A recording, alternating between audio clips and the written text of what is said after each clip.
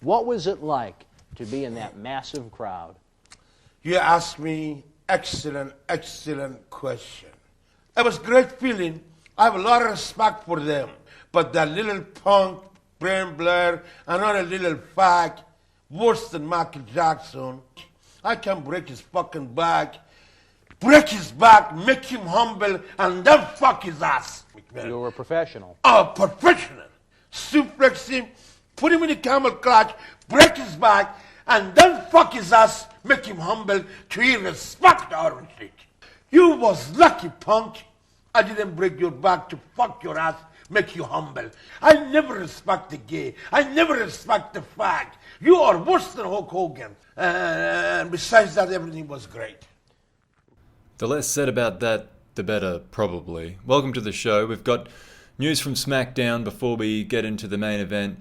Big E taking on the self-proclaimed United States champion. He went and made himself a new belt and all to bring to the ring, John Cena. And these two actually fighting for the interim United States title, as in his last match with Cena, Goldberg was injured and could not compete for the next few months while he deals with that. So these two were considered next in line and had a bout for the interim United States Championship, which I suppose will be represented by the belt Cena's had made up. And a match between two of the brightest young stars here. You see Big E going for the big ending, only for Cena to slip out of it and assault Big E in the corner. Knee to the face there, can't feel good. Big E tries to come back, but Cena reverses, hits the Emerald Flosion, and sets up with the showboating. Big E cannot see John Cena or his shoulder shuffle or the fist coming behind it. He sets up the AA and bam, that's the end of the night for Big E, and we have ourselves a new interim United States champion. John Cena here being presented with his own title belt. Would have been embarrassing if he lost, wouldn't it? But there he is. He holds it officially now, and that for the time being will represent the United States champion. Over to Raw, we had another title match. Ziggler, Dolph Ziggler. He's a man that's traveled around for some time, a young man. Performed in Law, performed in NXT even, which is where this man comes from. The North American champion, Finn Balor. His first defense in North America for quite some time. It's a championship that's supposed to be shared between both the UK and North America. And Balor here, an exciting inclusion on the WWE, well, at least the American side of WWE for the fans here. They were excited to see more of Finn Balor, a big star in the UK. And you can see why here with all of these spectacular moves. The agility, the skill, gets Ziggler up, drops him down, ready for the double foot stomp off the top. And Finn Balor didn't have too much trouble against Ziggler here. As worthy an opponent as he was, Finn Balor really made fairly short work of him and retains the North American Championship. But let's go to the main event. The reason we're all here, it came to us from Chicago, Illinois. A big show with a couple championships on the line. But first we had a tag match. The Way, the former United States Tag Team Champions, taking on Alpha Academy, which have not had a lot of chances in the WWE as yet. They came in cautiously and Otis just knocking Gargano down and tossing him about. This one, quite a significant match in the United States tag team scene. You see Otis there waking himself up after making himself dizzy, but a big weight discrepancy between those two. Austin Aries gets in, and what a talent this kid is. You see the striking ability there, the grappling ability of Austin theory and even some showmanship as well. Certainly a closer matchup between The Way and Chad Gable, and they both had some luck against him, working together well as a team as well. Here's Gargano with a driver that had Chad Gable in some trouble, though he kicks out. The crossface coming up here, or a version of it at least, but Otis breaks it up. A very competitive match between these two, and a great way to kick off the pay-per-view. A lot of action, it's fast-paced. There's a frog splash from Gargano, and that'll get close, but Gable kicks out. Gable, of course, a very accomplished amateur wrestler, and a young man that could perhaps have a future as a singles competitor in the cruiserweight division. This man's not a cruiserweight by any means. Look at that, just absorbing the blows from Gargano, but eventually being overcome by them. Crazy DDT on the apron, but he recovers to get back to the start of the match. We've come 360. Otis just tossing Gargano about and nearly having him finish there. Climbs to the middle rope, and this is not what you want to see coming down on top of you. Bam! Otis with the cover. The referee slow to make the count, but it doesn't matter. Alpha Academy get the win over The Way. And they're excited about that. A big win for them on a pay-per-view. Alpha Academy. So the next match, we have Ziggler with another opportunity. He teams up with Robertrood, the former number one contender to the World Light Heavyweight, I should say, championship, and Hardy and Balor teaming up for a bit of a exhibition tag match here. Hardy and Ziggler starting off, and Hardy with a lot more experience, getting the better of it first, but Ziggler, a fantastic athlete and certainly very talented. He comes back, starts putting it to Hardy with tireless offense. Look at that, the drop kick from the turnbuckle. Robertrood gets in, and he's got the weight advantage over Finn Balor, but I don't think Balor has too much concern about that. It's an open weight championship, the North American title, and he faces larger men than Robertrood to defend it. These two, though, the heels, if you will, they certainly had some teamwork together. They worked pretty well together, but here you see again Balor just having Ziggler's number, and he may have had the match won here if it weren't for Robertrood's intervention. Jeff Hardy tries his luck, the powerbomb this time landing, Ziggler slipping out of it last time, and then the leg drop instead of the swanton. Perhaps a bit of rare conservative nature from Jeff Hardy, but how about that? He comes off the top rope again, this time landing right on the end of Ziggler's boot. What a super kick that was. There was no way Jeff Hardy was getting up from that. And Ziggler claims the win for his team with Robertrood over a very significant win over Jeff Hardy and Finn Balor. Wow. Another match between some up-and-comers here. Dexter Loomis, the creepiest guy on the roster, it has to be said, versus Big E. And this one really could have gone either way. I mean, we've seen more of Big E, but Dexter Loomis, in the short time he's been a part of the WWE roster, has really impressed. He's improved quickly, and the sadistic nature of his offense is it's a sight to behold. I mean, it's not for everyone.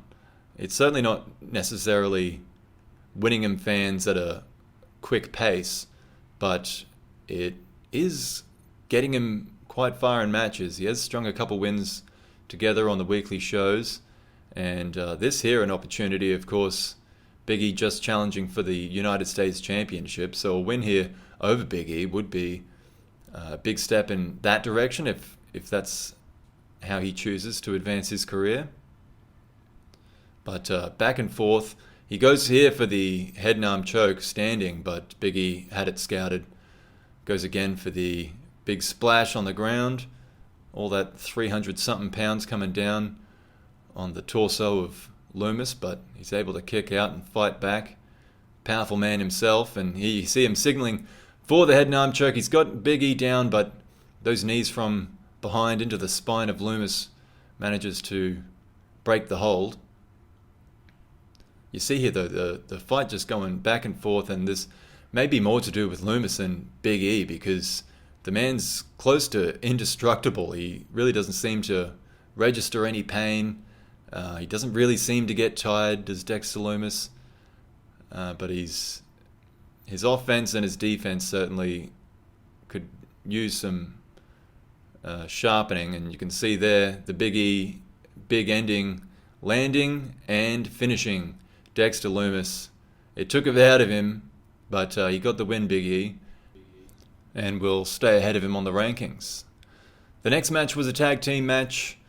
Sami Zayn and Kevin Owens coming out, having won a few times as a tag team, and that grants them this opportunity against the former tag team champions, the world tag team champions, I should say, the Viking Raiders. Though it didn't start too well for them. They certainly have a bit of a weight disadvantage here. Kevin Owens, of course, a heavyweight, but not quite the size of Ivar here. A humongous man he is. Though you see here from Sami Zayn, certainly plenty of skill and technique that we know he has. And we also know these two, Sami Zayn and Kevin Owens, willing to do basically anything they have to in order to pick up a win. So the Viking Raiders will need to be on their game. And that they appeared to be, especially early on here. Look at the tag team work from them there. The power slam. And they don't even mind letting Sami Zayn into the ring. Though he does get the advantage. Crafty son of a gun he is. Look at this. The springboard DDT. Letting everyone know about it.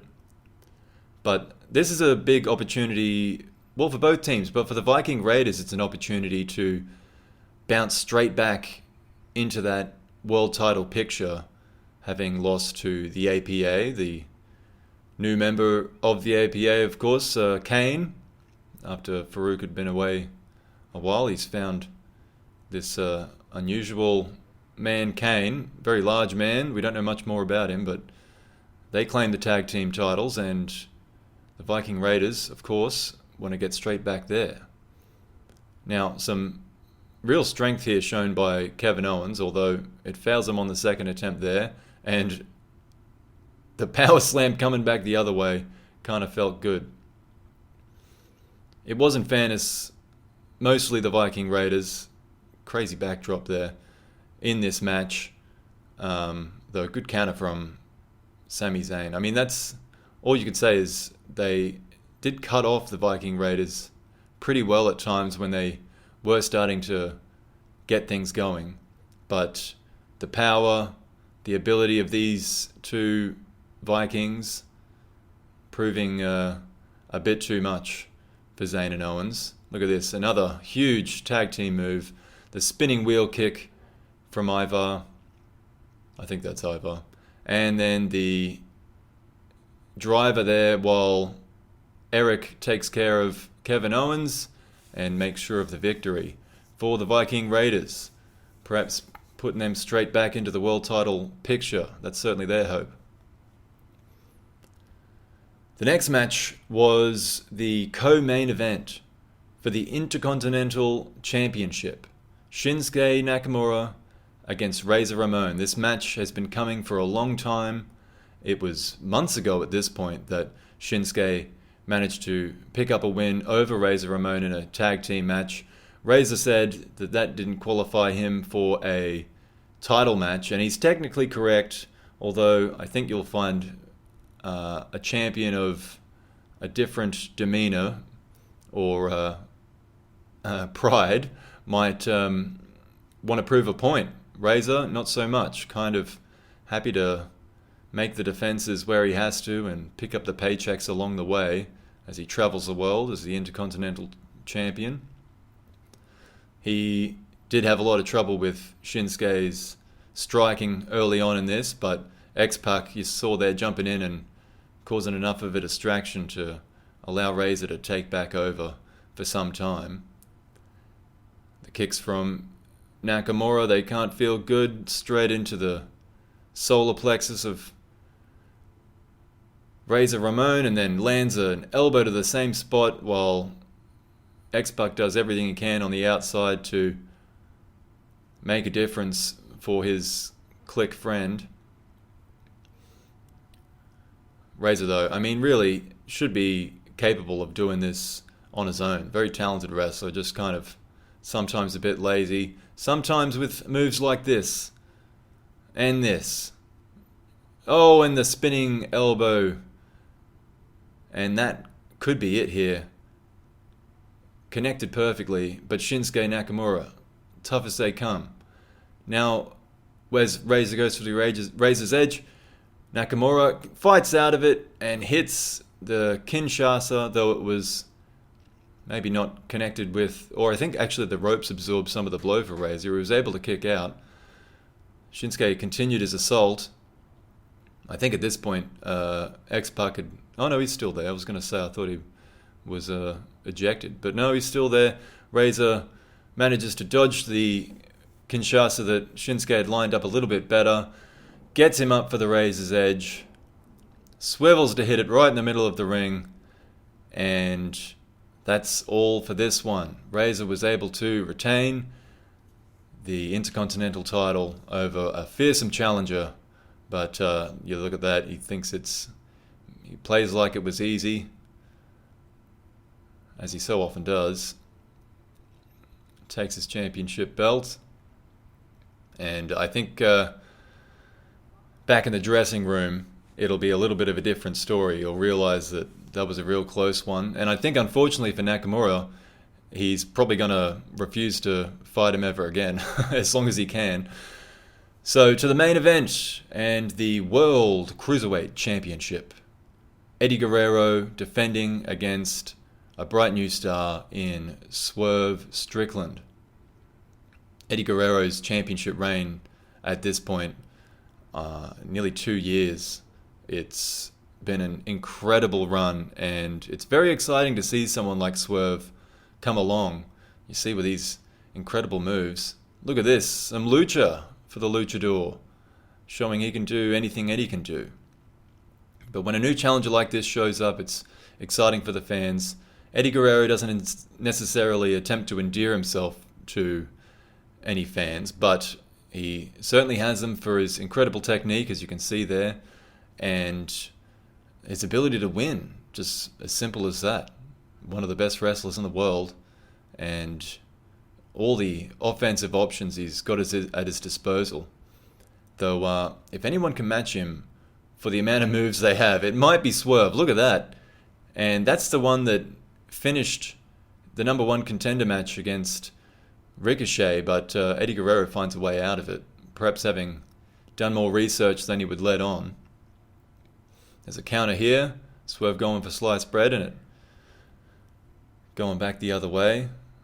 Eddie feeling like he can finish this one. Goes for the gory special. A move passed down through his family. But Swerve being able to move from that one. This, I mean, a classic, a very worthy main event for main event. Just look at that. Just incredible moves all around, a back and forth match. Eddie Guerrero getting a little bit frustrated here that he's not able to keep Swerve down and starts playing a little dirty. Goes for the frog splash off the top rope, not the turnbuckle, and that misses. Tries with a dragon suplex, but that's not working either. Here's a really creative facebuster from Swerve, and that looked like it really caught Guerrero, and he chose to grab the rope rather than attempt to kick out, which might speak to how much damage it did, but it bought him enough time to come back. Guerrero here, a great suplex, then the frog splash, and manages to retain the World Cruiserweight Championship in an epic match. Unfortunately, the bad guys both going over in the and main event, but it did produce two great matches. As we move along here to the NWA, and we have another championship match, regional title, the Liberty States title, which is defended in the Northeast region of the United States of America. Lex Luger, the champion. Booker T bringing back the Harlem Heat attire to appeal to the fans that were somewhat local to this match. And these two had a pretty good bout. I mean, some big moves both ways. They're pretty equally matched, and it was hard to say who was going to come out on top of this. But you see there, the wheel kick, that had Luger in trouble. He's got to fight back. That big forearm knocking down Booker T. He slips down here, gets underneath, gets Booker in the rack, and there's not much Booker can do from this point. He's got to tap. It's hard to escape. Once Luger gets you up, it's a pretty hard move to escape from. And he remains the Liberty States champion of the NWA. Now over to Law, and a big match here. Possibly the biggest match that Law have on their books. Roman Reigns is a star in the making. There's no doubt about it. He takes on the reigning champion, Johnny Morrison, and a lot of people thought that Reigns was going to bring home the gold in this one. I think on many of the betting websites, he was actually going in the favorite, and he showed why here. Some aggressive offense. Morrison, though, whilst not necessarily aggressive, is certainly very creative, and look at that. What a move off the top rope. He's a showman, and it works in Law with the audience that they have here in Los Angeles. He's certainly a great representative for Law, but he may not last too long with Roman Reigns, all these power moves, these strikes. But then Morrison coming back, landing his elbow. I can't even keep up. He avoids the spear there though, and that a Spanish fly sweeps the leg, another capoeira leg drop, and then a 450 elbow drop followed by a 450 splash. It took a lot to keep Roman Reigns down, but that eventually did it. And Morrison remains the Law champion. Beautiful title belt that is, and a great reign he's been on. Moving over to BCW, the other side of the country, and another championship match. The BCW World Heavyweight Championship. Of course, Tommaso Ciampa, leader of the Triple Threat. The champion, he's defending against another group of savages, I think it's fair to say. You see here R-Truth ordering his unknown friend here, who gets a hockey stick and starts going after the friends of Ciampa. Though Ciampa was doing better in the ring, it seemed like R-Truth's backup was much more effective. You can see that there again. Of course, this being BCW, the rules don't really apply. The referee not really interested in worrying about taking a hockey stick off of R-Truth as he slams it into the head of Ciampa, then chases away his friends. A good move there, the leaping facebuster, flatliner, something like that, and with his friends already scared away and unable to help, R-Truth picks up the BCW World Heavyweight Championship. A title reign comes to an end, a new one begins, and not the prettiest match you'll ever see, but that's the nature of BCW. Let's go international. We got some stuff from NXT over in the UK. The Mustache Mountain Boys, they might look a little silly, but they are fantastic technical wrestlers. they have their rematch for the United Kingdom Tag Team Championship against Imperium. Eichner and Bartel. Trent Seven here, the more brutish of the two, of Mustache Mountain. Tyler Bate being the more technical and perhaps well-refined of the two. But Imperium's tag team is pretty similar. Both of them. I mean, they're both well built. They're both technical with that European style, and really kind of no fuss, which is not what you would say about this move from Tyler Bate, which might look a little silly, but I mean, that's a tight grip he's got on the back of the neck of Eichner there, and that'll definitely disorient an opponent, that move. They work together well. Imperium, air raid crash from Bartel has Trent Seven in some trouble, but he manages to kick out. And then look at that for a driver there. It's a very close match between them. Of course, Imperium have Alexander Wolf in their corner, and he caused small interventions throughout the match that sometimes helped Imperium a little bit. Tyler Bate by himself reversing that figure four. You can see there Bartel taking out Trent Seven so that he couldn't at all assist with his partner's, at the time, advantage, but it was reversed here.